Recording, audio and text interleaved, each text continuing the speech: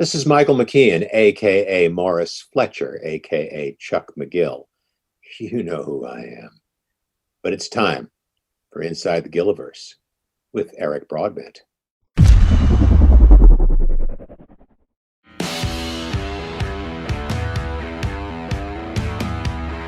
You're watching Inside the Gilliverse, talking all things Breaking Bad, El Camino, and Better Call Saul. Brought to you by Stewart Travel Guitars. See the incredible stowaway travel guitar at stewartguitars.com. Also brought to you by Idea Bench, makers of hot rod-inspired pedal boards and pedal board accessories at ideabench.com. Microphones for Inside the Gilliverse are brought to you by Rode Microphones. Now, please welcome your host, Eric Broadbent.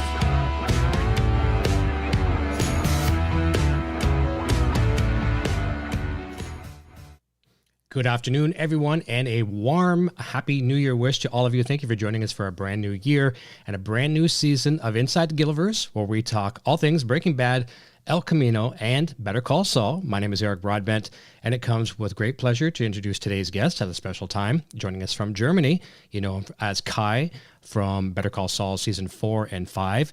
And ready for the challenge? I'm going to try to say the name again, and we're going to get a real schooling on how to say it properly. Ben Bela Böhm, but you're going to tell us the proper way and how the different translations. So, how you doing, my friend?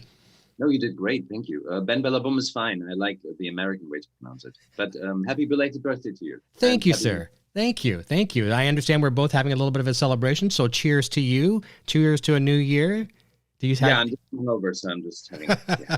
And I'm drinking from my Heisenberg wine glass that my sweetie got me. So cheers to you. Cheers to everyone. It's 3 o'clock. It's New Year's Day. I don't care. Hell with it. Oh, yeah. I should get beer glasses. They got us. They got us these amazing beer glasses with Mike's and Werner's faces on them, and it says, "These are good boys. Das sind gute Jungs." Oh, I love that. But I gave one away.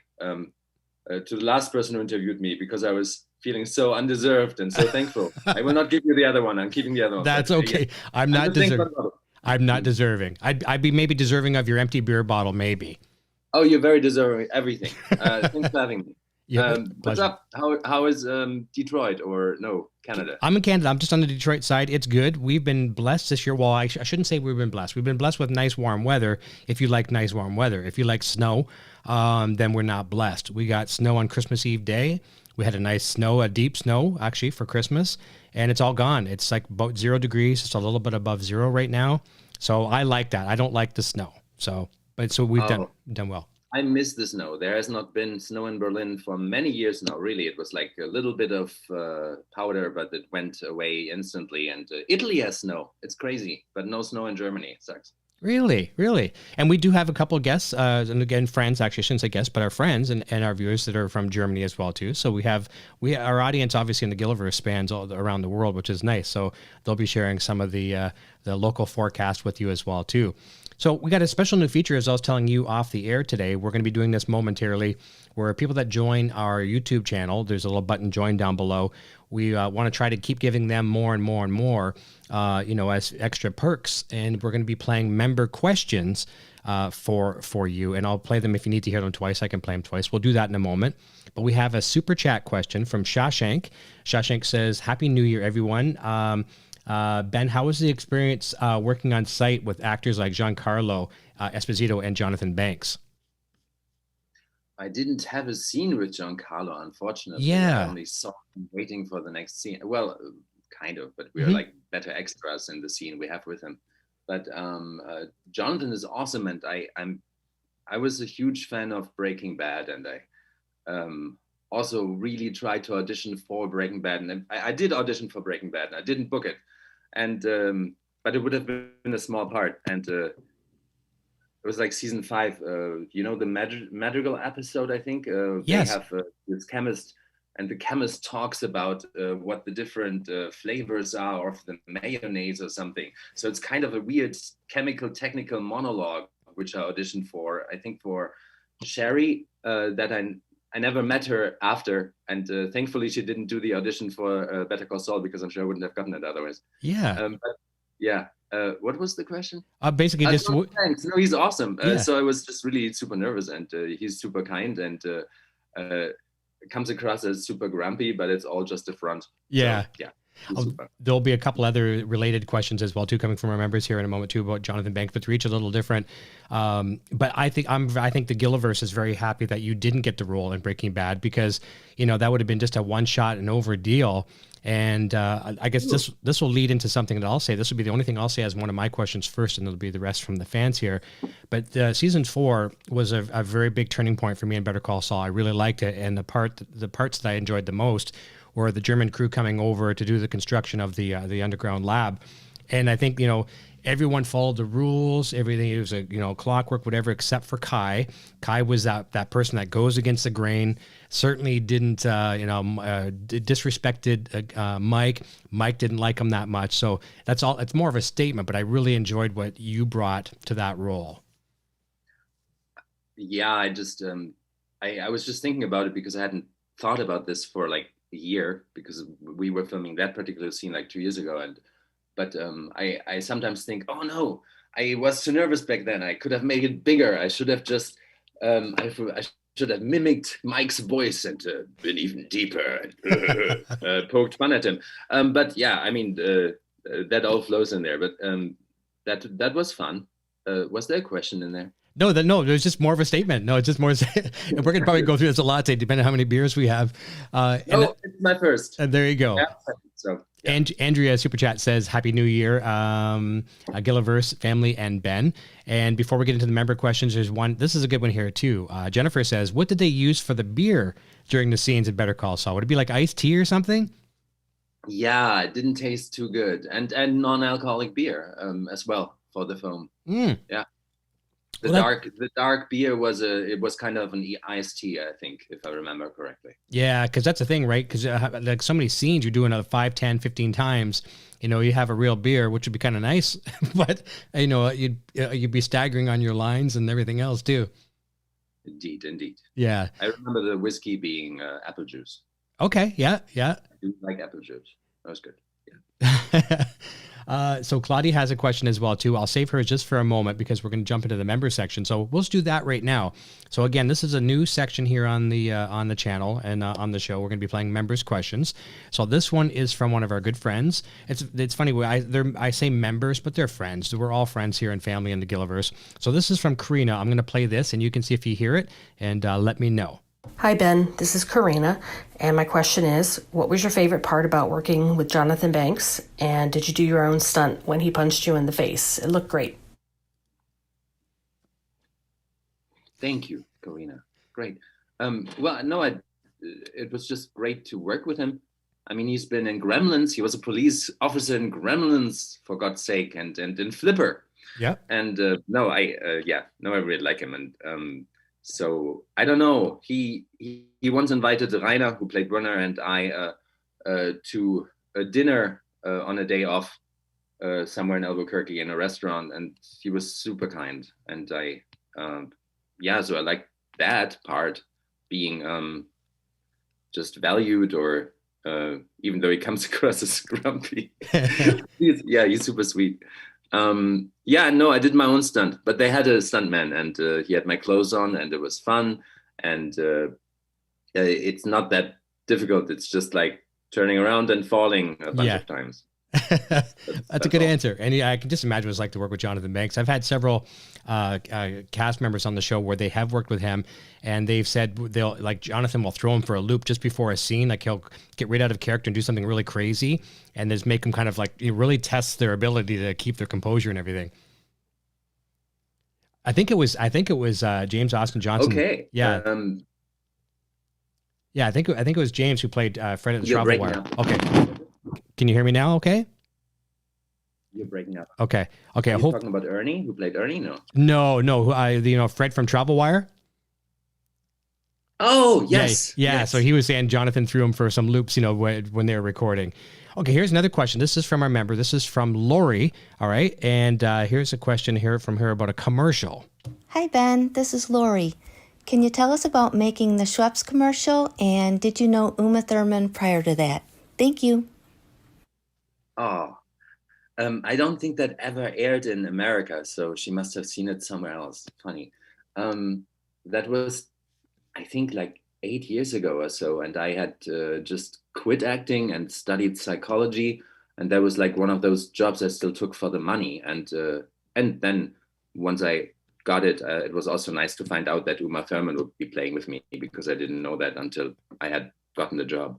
No, I did not know her before. I mean, I had heard of her. Sure. I hadn't seen the commercial until today, and I showed my better half Sandra, and you could tell it was like a European type commercial, because the sense of humor between there and North America is a little different. She's like that's not even European humor. That's just really bad humor. Yeah. Yeah, it was a little saucy, right, for the American North American audience. Next question coming in from members. This is from Nat Romero, and she's from over in Barcelona, Spain. Here is her question. Hey, Eric, and hi, Ben. This is Nat Romero from Barcelona, and this is my question. In season 5, when the Germans are going home and Mike hits Kai in the face because he was saying some things about Werner, how many times did you have to do that stunt and falling to the floor every time? And also, did you get hit in the face for real by mistake or something? Okay, thank you very much. And a big hug to everybody in the Gilliverse family. Guys, I love you a lot. Bye. Very, very nice. And we love the Gilliverse family too. So very similar questions as well too about Mike, but did you do it many times, and did you actually get hit in the face? No. We managed without. And yes, we did it maybe 20 times. I don't know, different angles, different camera angles, but that was fun. Wow, you have such an international audience. Well, we have another one. Because really, Yeah. because I'm about to I bought myself a camper van this August, because I was fed up with the whole pest, and I'm gonna go to Spain next week. Actually, I'm gonna drive down there from Berlin, and excited about that. So that's gonna be great. Yeah, that's gonna be great. Well, so we're gonna be following you very, very closely to find out where you are and how your travels are going, and make sure that you're safe. But I mean, I think I will hide it. I mean, depending on how the lockdown goes, and if we're not supposed to be tourists down there. I mean, I'm staying with a friend once I'm there, but I'm definitely traveling down there. And at the moment, that's still legal. But see how it goes. Yeah, we'll have to see how it goes. Play it by ear. Well, here we have another question coming in from one of our friends and members, Claudia, and she's over in Italy. So here is her question. Hello, Ben, and Happy New Year. My name is Claudia. I'm from Italy, and this is my question to you. How did you get the part of Kai in Better Call Saul? Thank you for your answer. So the casting directors, of course, in Breaking Bad and Better Call Saul are absolutely Bialy Thomas. I mean, they're great, great casting directors. And you talked about, auditioning for the role of Breaking Bad. Can you tell us just how you kind of heard there was going to be a spot available for Better Call Saul, and maybe to answer Claudia's question? Oh, well, I had just gotten back into acting after quitting acting for like 6 years, and studying psychology and working on my practice. But I used to do TV shows in Germany mainly before that, and it was always good money. And so I thought I'd get back into it, and a friend's friend was a manager, and so she put me up for a few things. And so it was an audition with Russell. And I think I met Sherry for the first audition for Breaking Bad a few years earlier. I'm glad she didn't do this one, otherwise she might have remembered. Stumbled over my lines in that monologue in Breaking Bad. But Russell was amazing, and then I got that part, and it was the first time I smoked legal marijuana, because it took I think a couple of hours, or was it a day, for them to make the decision. And they were like, you're pinned, you're on hold. And I really wanted that job. So I bought myself a pack of pre-rolled marijuana cigarettes and smoked them. It was very exciting, because my girlfriend of the time also is a friend of, she was working with this lady who was best friends with, what's the kid called in Breaking Bad? Is it JD, the actor? RJ Mitty? RJ, yeah. Yeah. And so they were kind of talking about it, and I was like, yeah, please don't talk about it. And it was like really exciting when I got that, because usually when you tell anyone, it never works out well. But I got that one. Yeah. So that was exciting. That must have been a long wait, right? Okay, did I get the part? Did I get the part? Did I get the part? Yeah. Also because I hadn't acted in quite a while.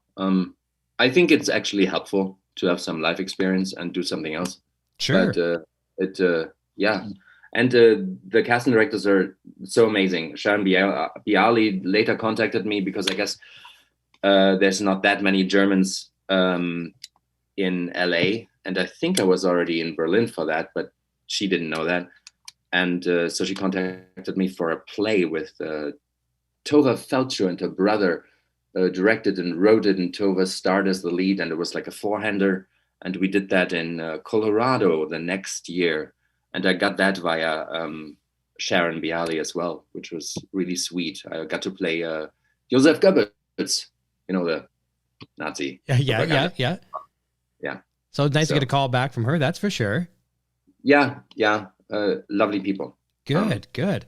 Well, speaking of acting, having some, life experience and skills, this is a super chat question from Rogava. It says, "Hi, Ben. What is the best advice on acting you've received from actors, directors, and writers in Better Call Saul?" Oh, didn't get that much advice from them. Mm-hmm. It was not really that we were just working together, so it was not an acting school. I mean, I could tell you from former acting coaches in the 90s where I found valuable advice, or like Kleist about the puppet theater or stuff like that. But maybe even like some takeaways just by watching and observing. Like when you're not shooting a scene, maybe you're observing, and there's some things that you've noticed from either other cast on set or even writers, showrunners, and things of that nature. Just little secrets you've kind of learned.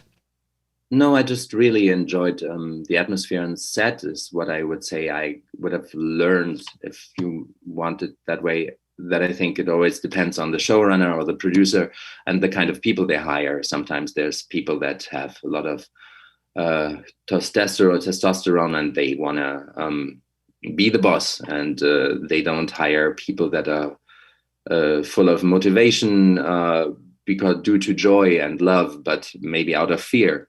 And it was so nice to walk on that set and have that set being so full of lovely people that like to work with each other and support each other.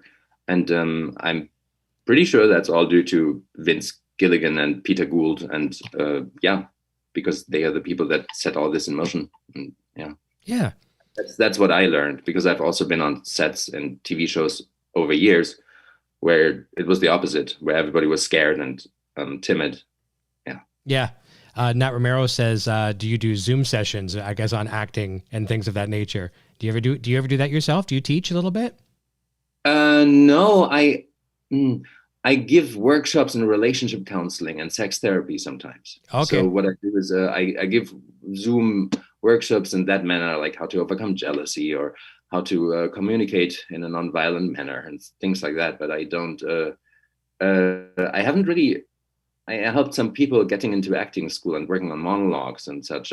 In Germany, we have a bit of a privileged system where we have, I think in the German-speaking parts, it's like 15 acting schools that are run or paid for by the feds, by the state. Mm-hmm.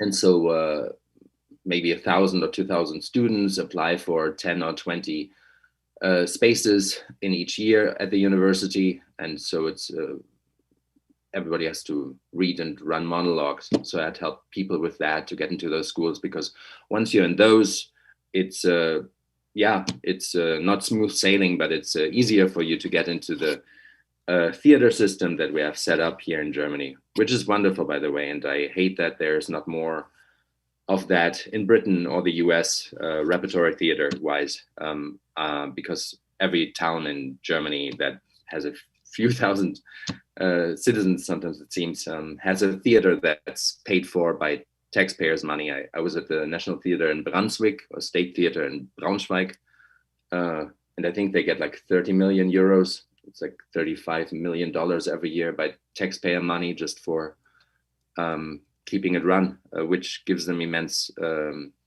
artistic freedom, because they don't need that many people actually buy tickets Mm-hmm. to survive. And because they take it, it's almost like yeah, something like to educate people, like a school thing. And it's nice that we have the opportunity. It provides a lot of jobs for us as actors too. Yeah. Well, from everyone I've had on the show before too, like I shouldn't say everyone, but most of the people I've interviewed here on the show, a lot of them have a lot of theater background, and they love going back to theater because it really, really makes you work. You know, like it's sink or swim when it comes to theater. There's not like, okay, let's do another take, right? Oh, that angle was bad. You know, it just like you're flying on like without a safety net when you're in theater. So I have great respect for people that, you know, that are on the big screen or the small screen, and they choose to go back to theater voluntarily. You know, Bryan Cranston is one of them. Yes, oh my God, yeah. I mean, unfortunately, I've been gone for so long, so now I'm just trying to get back into touch with people, but they already have like a list of 40, 50 people they want to work with. So it's difficult for me to get into the theater here, but I'm still glad it's there. I want to read you one quote from my one of my favorite poets, like the German Rainer Maria Rilke. Okay. And it's just, okay, he will hate me for doing that. It's a tattoo.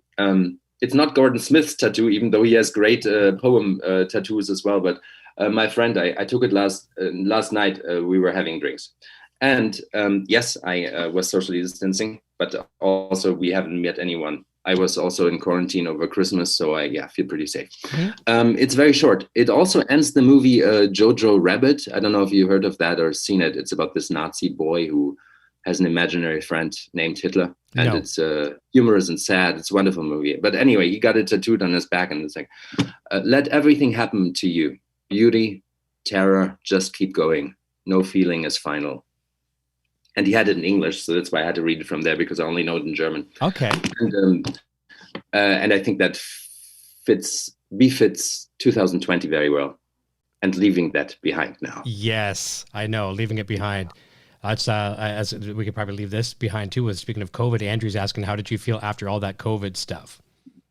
Oh, I still feel terrible about it. I in the beginning I was super hypochondriac, and I was very scared of it and scared for other people. And then it always went back and forth, and not wanting to adhere to the rules anymore, and then coming to my senses. And so I try to stay on the legal side of things. Yeah. But I also don't want it to rule my life, and that's why I'm just deciding on traveling. And I feel it's kind of safe in my camper van. And spending until the next acting job comes along. There you go. Sometime in Southern Europe for the first time in my life. I'm making precautions. I am bringing enough gallons of water and food for my dog as well. Mm-hmm. This is Gizmo. Nice. Yeah. And so that we can stay in the camper for 2 weeks, and hopefully have a friend who can take care of Gizmo if I should die. I hope we're almost over this, and I hope so. I just have to persuade my father to get his vaccination, because he doesn't want to get one, and it's I think we need it. We're getting him in Canada here now as well too. I haven't had mine yet. We haven't had ours, but we take it very seriously here as well too, because my better half Sandra has a compromised immune system. So you know, I'm the only one that goes out. I wear a mask everywhere I go. And I've got to the point where I can feel people around me. If they get within 6 feet of me, I'll turn it back, and I'll I'll just let you know I'm here. I'm respecting your space. You're respecting my space. And I'll feel them come closer, and I'm like, I'm going to smack a bitch. You know, you get back away, because I'm a nice guy, but you encroached my space, you're gone. Germans are famous for not respecting personal space in the supermarket, and they're like right behind your neck usually. And now, so I used to always, when I came back from the States, where everybody has a sense of freedom and a lot of space, and that was one of the good things about Corona. I finally had the feeling, oh my God, people are finally giving you a little bit of space in a queue, in a line. And there are some blessings. There are some blessings, and I mean, it sounds very selfish to say this, but there are some blessings of this. You know, number one, we get to have our space. That's kind of nice. I have a little circle around me, the hula hoop. It's about the size of a hula hoop. I'm not sure if you call them over there in Germany, but the thing you know, I can't even use a hula hoop, but you know what they are. And that's my circle. My son in school, he's done so much better now doing virtual learning as opposed to being in the classroom where kids are goofing off and distractions and all that kind of stuff. So there's a lot of blessings, and we also respect and value life a lot more, I think, than we ever did. You know, or making sure our family members that we don't get to see all the time, that may be scattered across the world, how are they doing? We appreciate them more. So there are some benefits to such of an eye-opening event like a worldwide pandemic. Yeah, I'm one thing to the previous question. I definitely, just listening to Ray and your interview here on this podcast, what thoughts she has put into her character of Kim Wexler was beautiful. I felt very much reminded of a friend who also grew up with an alcoholic parent, and of course, the whole thing. Being able to work, you learn 1,000 little things every day. Like Jennifer Bryan, the costume designer, like just understanding the people you work with, how much thought went into all of this is amazing. Yeah, I agree. And since how you brought up Ray Seahorn, I thought this was funny, and our viewers thought this was really cute. Our last show of the year was with Mark Margolis, and I was actually surprised that we were able to get Mark. You know, we had some of our viewers ask us in the early part of, when Tom left as a co-host, well, temporarily left, I put a question on Twitter, who would you like to see on Gilliverse? And I honestly forget. I think it was Pinterest Fail Mom, I think was the person who said, get Mark Margolis. We would like to see Hector Salamanca. And I just kind of thought that's never going to happen. You know, I don't know why. I just never thought it was going to happen. And he came on the show and he said he meant. I'm so sorry. Oh, would I break up? Can you hear me now? I cannot hear you at all. Okay. Now I can hear you. Okay, good. But I didn't hear. No problem. So yeah, I'll keep it short. So Mark Margolis met Ray Seahorn in an airport, and he didn't recognize her. I guess she'd come up to say hi or something like that, and he didn't recognize her. And it was really funny because you think everyone knows Ray Seahorn in the world, right? It was very, very funny. Here is a question. Now, hopefully I'm going to pronounce this right. I guess they never meet, do they? No. I mean, they never had the scene together. No, yeah, that's right. they just know, from the show, obviously. Here's a question from... I who was in Scarface. I mean, why would he watch this, which he was not in? Yeah. That's right. That's right. Jennifer says, and I'm going to, hopefully I pronounce this name right. Jennifer says, whose idea was it for you to wear the Borussia Dortmund jacket in Better Call Saul? Is that your favorite football team? It's mine. Borussia Dortmund. Yeah, Borussia Dortmund. No, it's Jennifer Bryan. She came up with it. No deep insight there. Unfortunately. Okay. Yes. Very, very straightforward and simple. Yeah. One of our YouTube members that asked a question earlier, Lori, she talked about the Schweppes commercial. She really surprises me because she's surprised a lot of our guests as well too. She comes up with these deep questions, and this is something I didn't know about you, and apparently she does. She says, question for Ben, how many voice roles in video games have you been involved with? Oh, way too little. I would love to do more.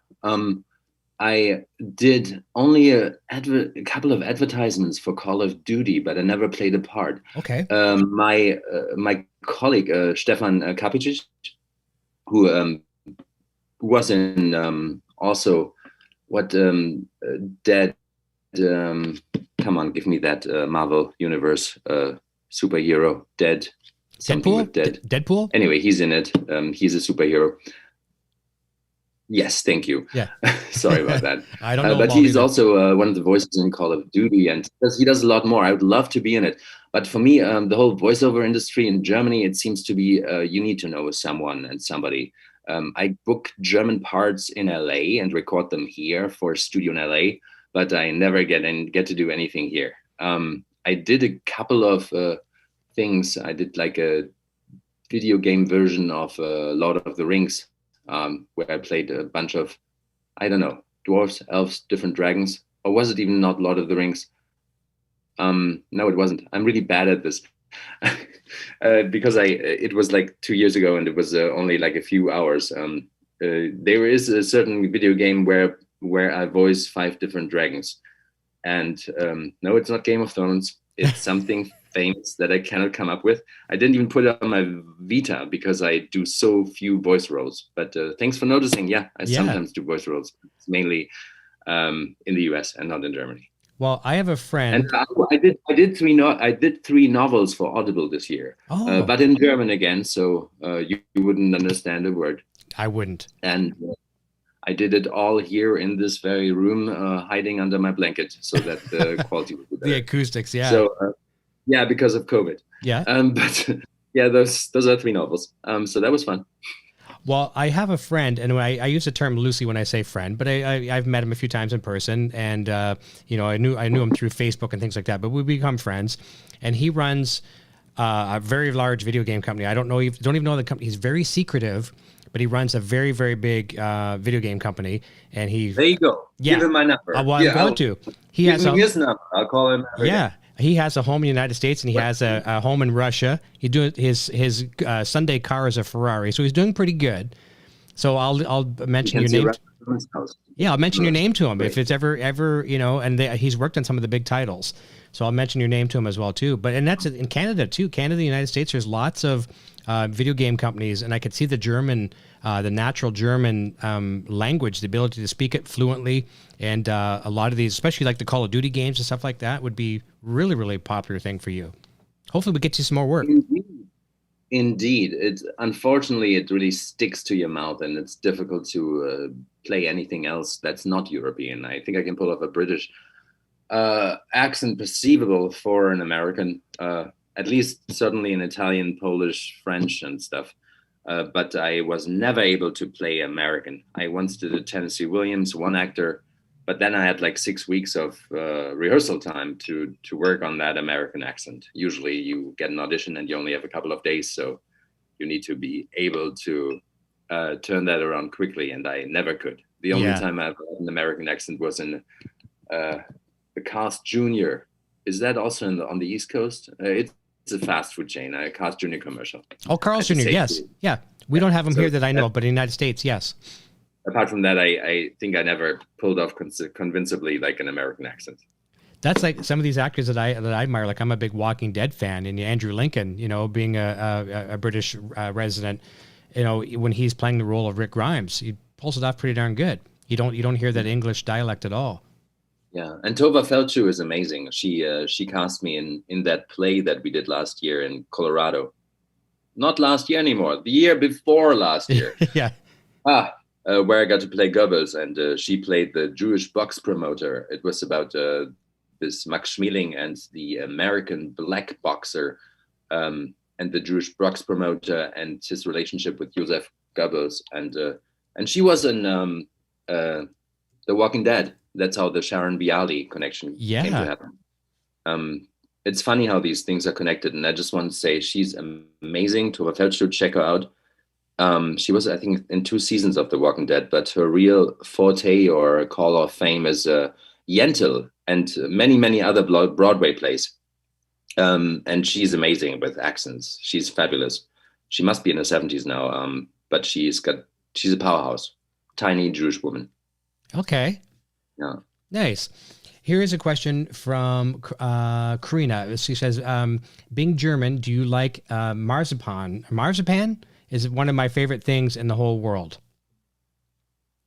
Oh, I've heard of that. What is it? Of course. I cannot do this anymore. Marzipan. It's marzipan. They even put it in Saul. It was kind of cut out because John's character Mike once gave us marzipan, but I think that's only like the chocolates or something add-on. Yeah. No, it's tasty. I think it comes from the north of Germany, Lübeck, but I'm not even certain. Yeah, very much so. I cannot do any of this anymore. I need to get into the best shape of my life this year, and so no more marzipan for me. Just there you go. Yeah, I did see that on the extras on YouTube. Is like Mike was bringing him in or something like that, and you were like, "Oh, disgusting," and then I think you watched it all. And And Werner goes, of course it is. When you said disgusting, when Kai says disgusting, yeah. When you talk about acting school and stuff, you should check out. I think Max, the character of Crazy 8. I think he has an acting school. Yes, he does. Yeah, Max Ashinaga. Yeah, and is that how you pronounce his last name? I believe so. Yeah. You're good. Yeah, I believe I'm awesome. Close. I'm in the same wheelhouse here. And also the only person who I knew prior to all this, Kara Pivko, who plays the assistant to Ray's Paige. Kim Wexler. Yeah, Paige. Yes, exactly. Yes, she also, it's not an acting school, but she does this online plays that are being read online. And yeah, she's wonderful. Check her out. She's in LA. And if you Google her name, you will find her company. Yes. Actually, I have a list. I have a list of people, and she's on the list. I want to have her on the show. So if you ever correspond with her, just say, hey, that Canadian guy would love to have you on their show. Oh, I'm sure you don't need my feeble name thrown in there. I'm sure she's going to jump on your recommendation. Listen, it's not as easy as what you think. It's not. When I go you through got them all. I mean, hey, you got Ernie. You got Bob, you got Peter, you got Tom, you got like everyone. Vince. Oh, that was amazing. Thank you. But here's the thing. Here's the thing, though. It's like I have some of them on my phone. I can contact some of them, not all of them. But other times I have to go through management, and I have to go through talent agents. And where I like to go through is I like to come through at the ground level. And I don't mean this in a bad way, but I mean I like to go to the publicists, because the publicists are the people that deal with them every day. They know what you want in your coffee. They know everything. Whereas the management, so if I come in at management level, it's like, yeah, this little Canadian does this little thing on YouTube, and they're like, go away. So it's not as easy as what you think, but it has helped having some of these people. And trust me, with someone like yourself that has a conversation with somebody, it can help greatly. Great. Days. Have a publicist. Sounds fantastic. Yeah. What were we talking about? I don't know. We were talking about marzipan a moment ago. But yeah. Melissa Bernstein called me to ask me how to spell goodbye. So I got to name an episode in Better Call Saul, which I'm even more proud than actually the character I'm playing. I got to name Wiedersehen, but it would almost have been called Tschö mit Ö, which is like a German play with words about saying goodbye. Yeah, that was fun. Melissa just called me one day when we were like hanging in the hotel and not supposed to be filming, and it's like, Ben, quickly, can't reach the translator. How do you say this? Yeah, that's cool. So you're and it was wonderful. Nina Jack, I was in one episode of Mad Men, and she used to be a producer.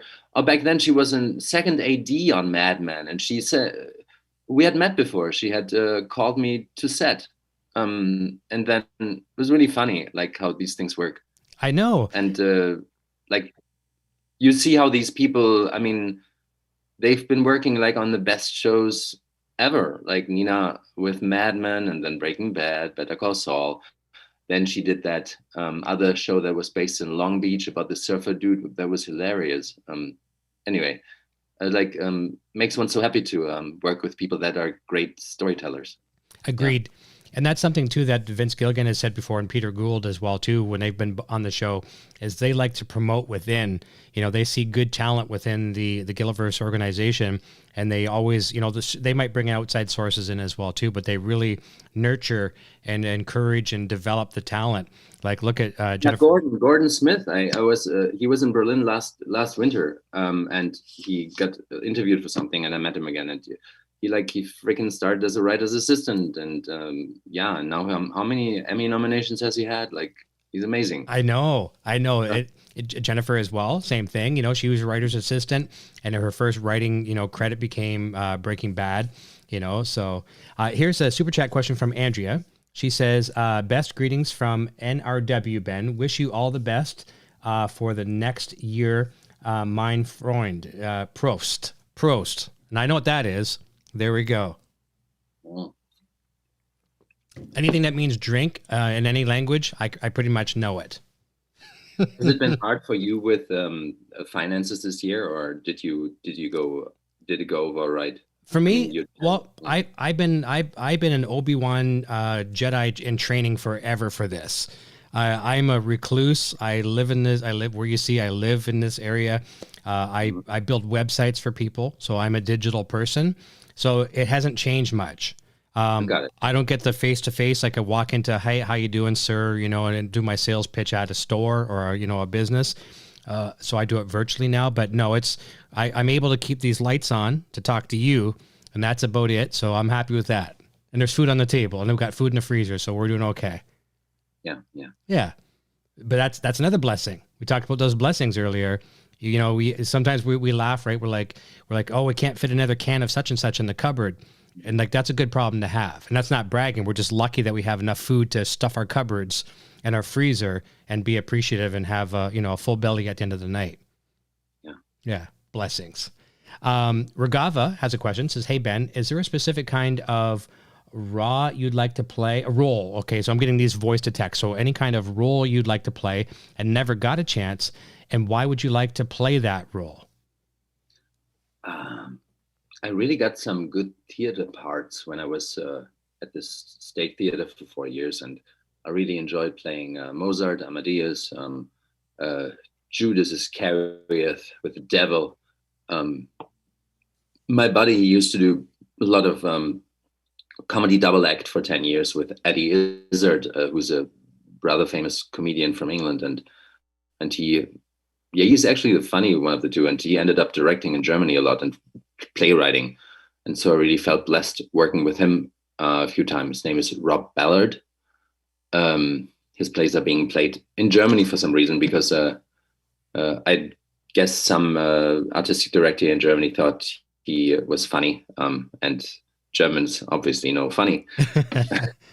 I do enjoy playing.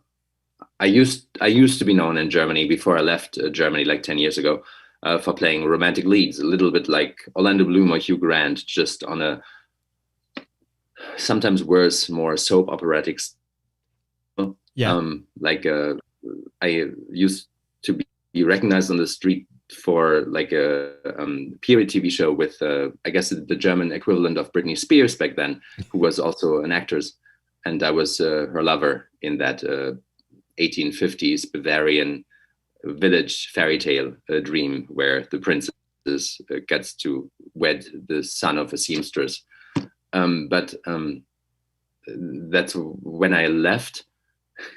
I come from a family where my parents are very intelligent, but they don't really know how to act in public. And I was bullied in school a lot because I didn't know how to behave. And so acting was more like being able to flee into different characters, like for so many people, we are fucked up. But I also learned how to not how to not look embarrassed, because I would always put my foot in my mouth like Larry David or something. So I became very like timid in sticking out. So I ended up in soap operas. And then it was good to quit for a while and study psychology and live life and lose some of that fears and some of that trauma. And now I like to play freaks, which is far more interesting. Of course, I wouldn't say no to another romantic novel either. Did you read, by any chance, Matthew McConaughey's Greenlight biography? It's great. No, I did not. I like him as an actor, though. Yes, and I was never really aware, except for Dallas Buyer Club, and but I never really had him on my mind, and now I'm a big fan since I've read it, and it's a great biography, and also how he made the switch from playing rather Saturday afternoon characters, as he put it, I think, romantic movie leads, to becoming like a more of a character lead. Yeah. So I'm trying. I don't know. I guess I'm doing the same thing here now, and now I'm just gonna follow in his footsteps and drive my van through Europe until I get another job. Till the phone rings again. Or work in a bar or a finca in Spain. Who knows what happens next? Yeah, hopefully the first phone call you get isn't from Melissa Bernstein asking for a quick translation again. Hopefully it's maybe from Sharon or somebody like that. Oh, maybe for season 6, if the Germans have to finish something, that would be nice. I'm working on a web series, which is fun.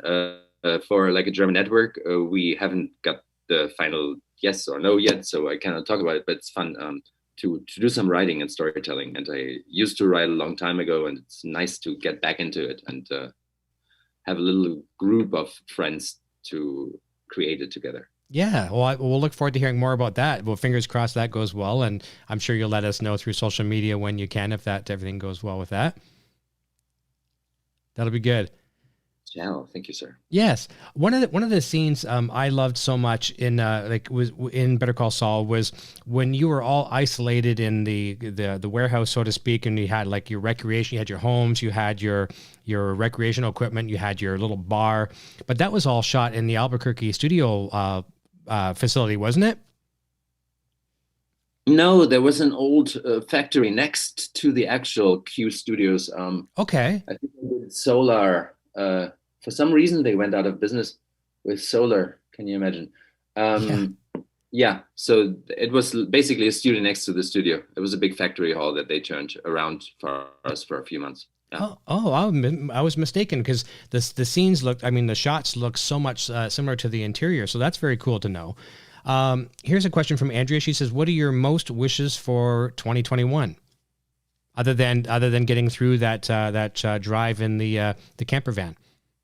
I should know because a friend told me to do this. We have a German tradition, the Rauhnächte, between Christmas and the 5th of January, I believe, to write down wishes every night, or all of them, and then burn one every night. I need to burn mine tonight again. I keep forgetting these. And then one is left over, and the last one on January 5th that's left over that you don't get to burn, you have to fulfill that one yourself. Okay. The others are taken care of by Rauhnächte.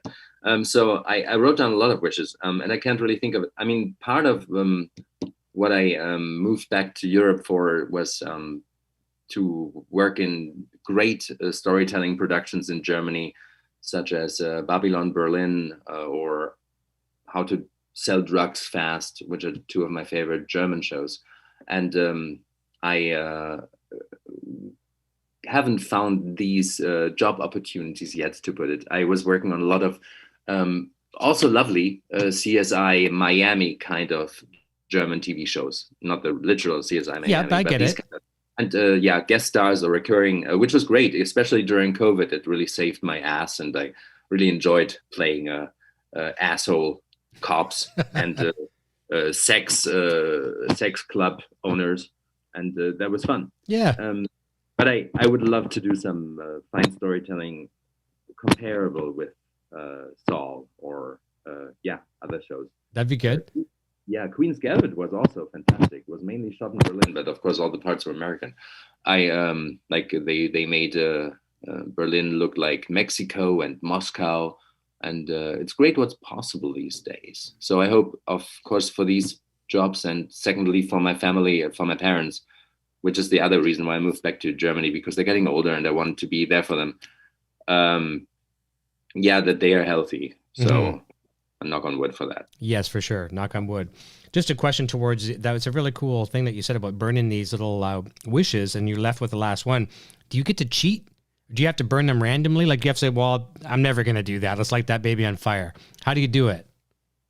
I don't know. You just light one every night. Okay. And you put them down before. And that's how I understood my friend, at least. I was just following instructions. Yeah. I'm a German. I was just following orders. Yeah. For me here in Canada, and the lazy guy I am, I'd be like, hell with this, and let them all go. You know, I'll save one, but I'd be trying to pick the easiest ones that I know I'm going to maybe possibly do. But that's a really cool thing. I like that. I hope for an easy one. Yeah. Here are a couple last questions for the afternoon. Aya, what's your favorite TV show after Breaking Bad and Better Call Saul, of course? Yeah, you sent me a message on Twitter the other day. You were asking me about my top 3 favorite movies. I'm like, dude, that's like the hardest question in the world. I gave you 2, and you gave me some good ones as well, too. But she's asking your favorite TV shows. Favorite TV shows. What's your third movie? Your third favorite movie? Well, you mentioned Star Wars, and I said, well, of course, Star Wars, but there's so many, so it doesn't really count. But I gave you my answers to my favorite movie to you were Scarface and Close Encounters of the Third Kind, and I struggled on the third one. And so we kind of let Star Wars franchise cheat and be my answer for that. But she's asking more about TV shows, and there's a lot of good television right now. And because we're binging it through Netflix and things like that, what's your favorite? I know. I'm really. You caught me off guard. I don't really. I just finished the Queen's Gambit today. That was awesome. But that's not really a TV show. It's a 7-part series, which is probably the way of the future because we all don't have enough time for hundreds of hours of television. Yeah. No, I mean, I already mentioned Babylon Berlin, and I mentioned How to Sell Drugs Fast. I was really a big Breaking Bad fan all the time, so I love the storytelling in that. And if there is a TV show that is that could be recommended, I heard El Papel, the Spanish show, must be great, and I want to watch it. Please tell me about it. I don't really have one right now. Okay. The Queen's Gambit. Something.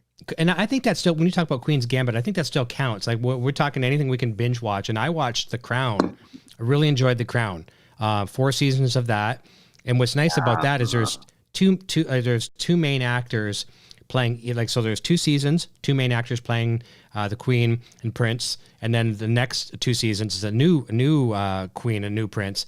And they both did such a great job. And Olivia Colman is her name, that played the older Queen. And I love her work. Yeah, she's great. She's really, really good. But that's something I enjoyed. Also in that, sorry? No, that's it. I enjoyed that. Yeah, she's amazing. Also in that other historic movie that came out last year and won a bunch of Academy Awards. Whatever that name was.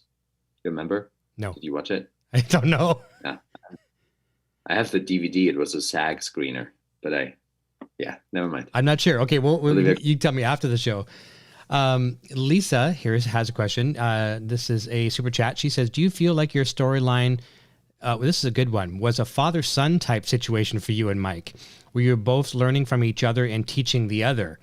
Because I could see Kai being the young son to Mike, and like that's a very good question. A struggle, father and son almost, even though there's no relation whatsoever. But I mean, I think that's where the conflict maybe came from. But I mean, the focus was definitely on Werner and his demise and bringing Mike on his knees, morally grounded wise.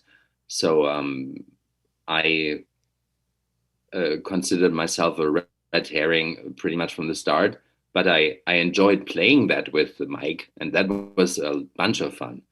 And I really enjoyed having that.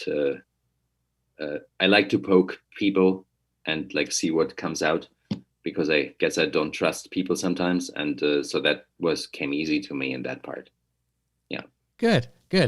One of our regulars in the chat here, the Vivid Kiwi, if I'm saying that properly, he has a great YouTube channel, and I'll send you a link to it on Twitter after. I'll email it to you. He does a lot of. I know him. He does it about Better Call Saul. Yeah, theories. And some of the theories are really, really good, and it makes you like, really makes you scratch your head. And every single one I've watched, like, I'm not saying I believe all the theories, but some of them you're like very, very thought provoking. And I've brought up some of them a couple times to different guests, or just like Peter Gould and things like that as well too. And they're like, and sometimes these fans, these super sleuths, know more than the writers give them credit for, don't they? I'm sure. What did he write? Well, no, just all kinds of like possible endings for Kim. What does this mean? What does that mean? Like I'm just being kind of hypothetical at the moment. But, got it. Yeah, but it's just amazing to see these things, and it goes to show you how invested we are all in the show. Like even yourself being an actor, but I know 90%, 100% of the cast and crew outside of their day jobs are fans of the work that they do. They're such invested in the show. Yeah, and it's amazing how that got twisted around at the end of the last season, that now you're basically rooting for what's going to happen to Kim, like in such a manner. It's amazing. I'm excited. I am a romantic, and I want them to end up well, but I guess it's not going to happen. Who knows? Who knows, right? I mean, there's those theories. Kim is still there. She just don't see her in Saul's after work hours. I have a feeling. I have a feeling it's going to be somewhat tragic, just because I think that I have no knowledge of it, but who knows? But it's going to be amazing whichever way it goes. These guys and girls that are behind the show are not one to let us down. And, Vince has said it before, Peter said it before, not everyone's going to love every time, like when they ended Breaking Bad, they weren't sure everyone's going to love it, but there has to be a conclusion, and there will, and it's up to us whether we like it or not, and I think it's going to be satisfactory. I think it's going to be more than satisfactory. I think it's going to be a nice closure. I think so. Well, I tell you one thing. It's been an absolute pleasure having you here today. I've been looking forward to this for a long time. You're kicking off 2021 with us. A new year, a look back. We're flushing away 2020. Yes, please. Let's triple flush, as I said on Facebook yesterday. Let's get rid of that. I've got links to your social properties down below, your YouTube, your Instagram, and your Twitter down below. And my better half, Sandra Lee, was sharing your links throughout the chat as well today. So we'll get people to check you out. And I didn't even know your YouTube until today. So I subscribed to you on YouTube. Got some good stuff on there. Oh, no, I don't really use it. It's just where I keep my reels it's just, But still nice. Yeah. And no, Instagram, I will post on Instagram about my travels in Spain, and hit me up. I'm excited. Good. And I know you're active on Instagram and Twitter. It's nice. You're on there quite a bit. So very, very nice to interact with you on there. And this has been a pleasure. It's nice to meet you. It's nice to connect with you over in Germany. And we were also able to accommodate at a special time. And I think it's kind of nice. People are getting to watch at 3:00 in the afternoon, Eastern time, and have some fun with you. I know. Happy New Year, everyone. Thank you. Awesome. Well, listen, don't go away. I'm going to say goodbye to you off the air. And everyone, we are back. We've got a couple more shows coming up. Well, we got a lot of shows coming up, but the next one's in the pipeline next Friday, our regular time, 9 p.m. Eastern. We talked about Breaking Bad today. Marius Stan, who plays Bogdan, we're going to be talking to him. The only man that I know has bigger eyebrows than I do. And the following week, our good friend Julie Ann Emery is coming back, her as Betsy Kellerman, and she's been in Preacher, she's been in Fargo. Everything she touches turns to gold, so we're looking forward to having her back as well, too, and many, many more. And we'll look forward to seeing you many times in 2021 for a great year here inside the Gilliverse. Until next time, everybody, thank you so much. Cheers.